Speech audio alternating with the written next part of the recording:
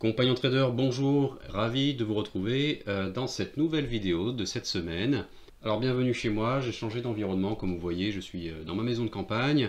Les enfants sont en vacances scolaires et donc j'en profite un petit peu.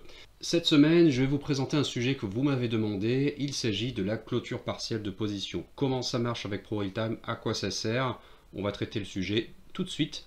Également, nous allons faire une petite rétrospective sur la séance de scalping de la semaine dernière. Ça a suscité quelques questions, quelques réactions et je souhaitais y répondre.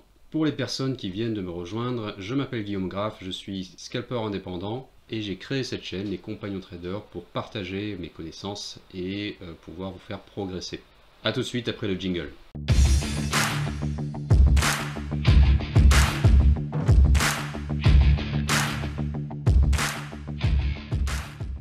Alors juste avant de partir sur le plan du jour, n'oubliez pas de vous abonner à ma chaîne si ce n'est pas déjà fait.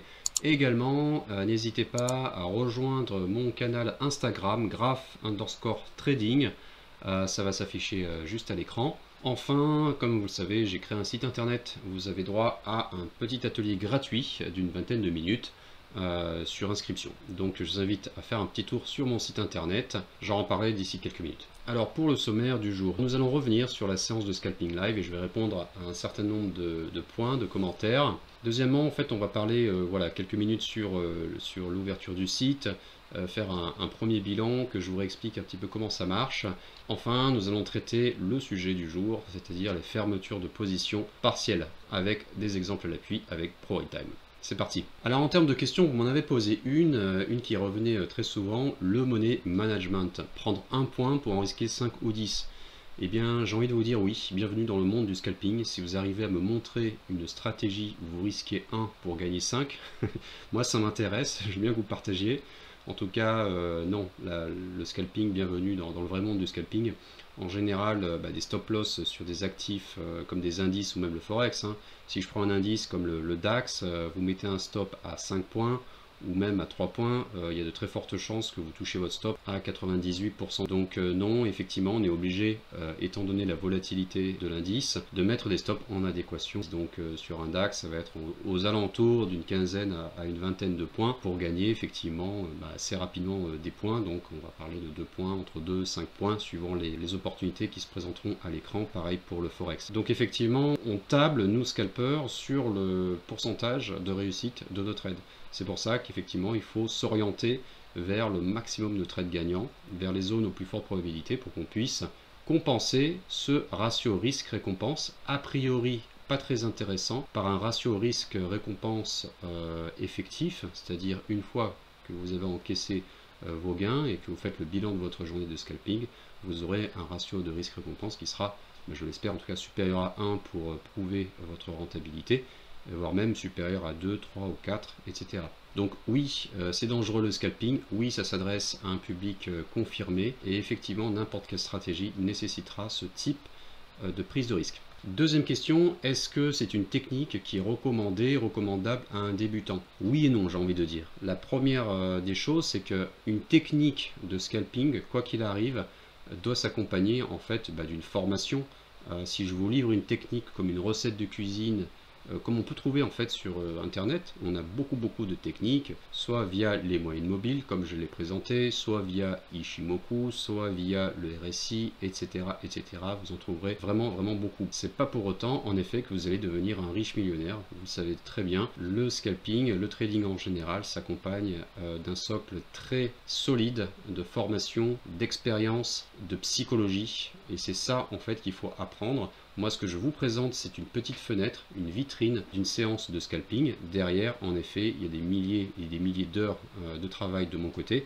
C'est pour ça que ça marche. En tant que débutant, ce que je peux vous proposer, effectivement, c'est d'observer, de regarder comment ça marche, de regarder les graphiques. Mais effectivement, ne vous lancez jamais sur une technique, que ce soit moi qui vous l'enseigne ou quelqu'un d'autre, en compte réel. Jamais. Vous commencez toujours par un compte démo, vous vous entraînez, vous essayez de comprendre, de répéter jour après jour, semaine après semaine, mois après mois, et seulement une fois que vous avez obtenu les preuves de votre rentabilité, une fois que vous êtes bien formé, eh bien vous pouvez éventuellement envisager de passer au réel. Troisième question que j'ai reçue, le super trend est en retard. Alors oui, le super trend est en retard, mais je ne le prends jamais de signal. Une fois que le prix franchit le super trend, à la hausse comme à la baisse, j'attends toujours une à deux bougies ensuite pour vérifier qu'on a bien franchi ce super trend.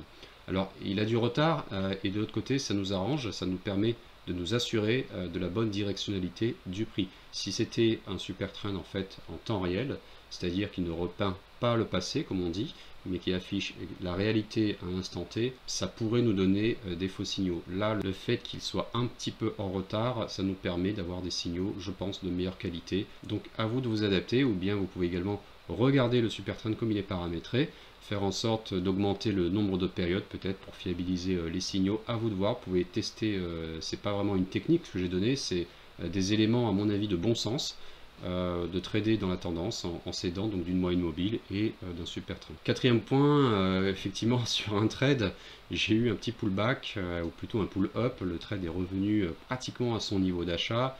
Et là, on me dit, oh là là, c'est dangereux, tu as failli risquer 5, finalement, tu as gagné ta journée, tu as eu 6 points. Oui, effectivement, le trading, c'est dangereux, le trading, c'est risqué. Bienvenue dans mon monde, donc le monde du risque.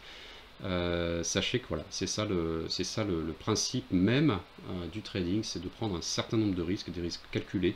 Voilà, moi j'ai passé pas mal de temps sur les graphiques, bien sûr j'ai eu des pertes, des grosses pertes, mais je me suis blindé au niveau du mental. Voilà, au fur et à mesure, vous apprenez effectivement à relativiser cette notion de points ou d'argent qui peut être très néfaste. On ne vient jamais, de toute façon j'espère que c'est votre cas, au trading par l'appât du gain, mais par au départ une passion. C'est exactement vous dans votre métier de tous les jours. Vous n'allez pas au travail en pensant kilo-euro ou pensant euro.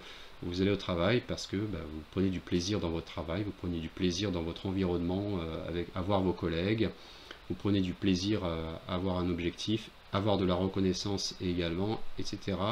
L'argent étant la conséquence de votre savoir-faire, de vos compétences, pourquoi il en serait différent en trading? Donc effectivement le trading on y va par passion, il faut avoir un mental d'acier, ça s'apprend, et effectivement quelle que soit la technique, facile, moyenne ou difficile, le mental fait 80% du travail. Alors le site et son évolution, j'ai ouvert dimanche le site, je suis ravi de voir que massivement vous vous êtes bien inscrits. Alors effectivement, cette première version vous donne droit au déblocage d'un atelier gratuit d'une vingtaine de minutes qui vous permet de comprendre ce qu'est le scalping. Je fais également une succincte présentation de moi-même et pour les futurs ateliers, je présenterai un peu plus en détail le mode de fonctionnement. En fait, voilà, en quelques mots, un atelier privé, je le rappelle, ce sera un cours enregistré sur une thématique suivi d'un coaching de groupe pendant lequel je vais répondre aux questions ou bien approfondir une partie du cours pendant 1 à 2 heures. Donc c'est ça que va donner l'atelier privé, ça n'est pas uniquement une formation vidéo, vous avez également un système donc du coup de mentorat, de coaching, où je vous explique à tous en fait pendant une session voilà, d'1 heure à 2 heures comment ça marche. Si on prend la thématique du cadre de travail, c'est une thématique où on va développer des aspects très importants pour le trading, pour le scalping en particulier, qui sont en fait la mise en place de certains éléments psychologiques, la mise en place de certains éléments de routine de travail, etc. Donc tout ça, ce sera prochainement expliqué plus en détail. En tout cas, merci de vous être enregistré sur mon site. Petit à petit, je vais l'enrichir. Je demanderai un petit peu de temps parce que je suis seul et que j'ai beaucoup à faire avec ma chaîne YouTube, le trading et que voilà, après il y a la famille et donc ce site c'est en plus quand j'ai du temps et ce sera l'occasion du coup de partager plus en profondeur mon savoir, mes connaissances. Alors maintenant on va passer aux fermetures de position partielle. La fermeture partielle d'un ordre, c'est lorsque vous achetez par exemple 2 contrats sur le DAX à 1 euro du point et vous êtes en profit, vous vous dites c'est dommage, j'ai pas envie de clôturer l'ensemble de ma position, j'ai envie d'en garder une partie pour l'avenir. Donc vous pouvez solder 50% de votre position en vous débarrassant de un lot. Vous aviez acheté 2 lots, vous souhaitez donc prendre 50% de vos gains, vous allez revendre un lot. C'est-à-dire vous allez garder un lot pour la suite en espérant que le cours de l'actif continue de monter. Mais en tout cas, vous sécurisez déjà, c'est-à-dire vous encaissez tout de suite un lot, par exemple, quand vous êtes en profit à, je ne sais pas, plus 10 points. Bien, comment faire ça avec ProRealTime? Je vais vous expliquer. D'abord, en fait, il faut comprendre un petit concept qui s'appelle la gestion des ordres forcés. Qu'est-ce qu'un ordre forcé? Eh bien, c'est la capacité d'être en même temps sur un actif à l'achat et à la vente. Quand je dis être à l'achat ou à la vente, je veux dire prendre un achat ou bien prendre une vente à découvert. Donc normalement, par défaut, ProRealTime vous propose soit d'acheter, soit de vendre, mais pas de faire les deux. Sur CFD, donc vous avez la possibilité de forcer en fait un ordre. Forcer un ordre, ça veut dire que vous avez la possibilité de acheter un ordre et également de le vendre en même temps. C'est-à-dire vous ouvrez deux positions, une à l'achat et une à la vente. Vous pouvez très bien vous amuser en compte démo d'ouvrir une position à l'achat et tout de suite ouvrir une position de vente en même temps. Vous allez voir que votre latent va être nul ou alors un tout petit peu à 0,1 ou moins 0,1 quelque chose. Quelle que soit la variation du prix, vous allez avoir deux lots dans le système, un à l'achat et un à la vente en même temps. Donc c'est ça en fait une position forcée. À quoi ça sert? En fait une position forcée, ça sert très souvent. Vous êtes par exemple long sur un trade, c'est-à-dire vous êtes à l'achat sur un trade pendant, je sais pas, un swing trading quelques jours et vous voyez une opportunité de vente, mettons en scalping. Eh bien vous pouvez prendre cette opportunité de vente en scalping sans clôturer votre position longue, c'est-à-dire à l'achat. Voilà à quoi ça sert. Alors ça c'était sur CFD, sur Futur ça n'est pas possible, on ne peut pas être à l'achat et à la vente en même temps puisque bien, vous avez toujours une contrepartie en face qui va vous acheter, vous vendre un lot. Et donc ça n'est pas possible. En fait, ça se compense automatiquement. Voilà, donc nous on est sur CFD. Ce dont on a besoin pour ça, en fait, c'est d'aller dans les options de la plateforme ProRealTime, je vais vous montrer, et de désactiver en fait les ordres forcés en premier. Donc c'est ce premier point de paramétrage à vérifier ou à changer, suivant si vous y avez touché ou pas. Et ensuite, je vais vous montrer sur un exemple graphique. Alors, je retourne la vidéo. En fait, j'avais déjà fait une première version qui malheureusement n'a pas été enregistrée. Voilà, petite erreur d'étourderie. Donc, on est vendredi soir, 23h22, on est sur le DAX, il y a du spread. Je suis également sur mon compte réel, puisque le compte démo, comme chaque mois, saute chez IG. Donc ça fait depuis un an que ça fait comme ça, donc je n'ai que ProRealTime réel, et du coup je vais vous faire ma petite démonstration sans passation d'ordre. Dommage, parce que j'avais fait un exemple en fait avec passation d'ordre. Donc très simple, en fait les positions forcées, ça se passe à un seul endroit. Vous allez dans les options de trading, ensuite dans trading manuel, et ensuite tout en bas vous avez donc position forcée activée.